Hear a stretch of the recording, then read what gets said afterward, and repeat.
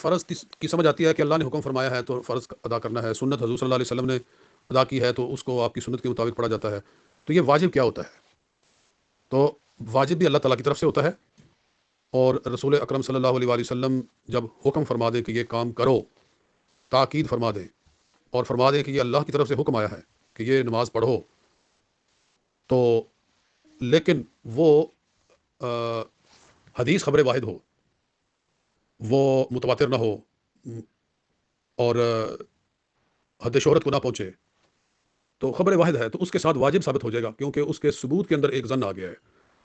اس ظن کی وجہ سے اس کو فرض سے نیچے واجب کا درجہ دے دیا جاتا ہے، اور یہ واجب کا درجہ فقہائے احناف نے مرتب کیا ہے کہ جب اس حدیث کی دلالت یا اس کے ثبوت کے اندر ظن ہو، یعنی قطعی ثبوت نہ ہو یا قطعی دلالت نہ ہو، ظن ہو اس کے اندر، تو پھر اس کو وہ فرض نہیں قرار دیتے، اس کو واجب کے درجے میں لے آتے ہیں. یعنی فرق یہ ہوتا ہے کہ فرض کا منکر کافر ہوتا ہے اور واجب کا منکر کافر نہیں ہوتا. عملاً جیسے فرض کا ادا کرنا ضروری ہے، واجب کا بھی ادا کرنا ضروری ہے.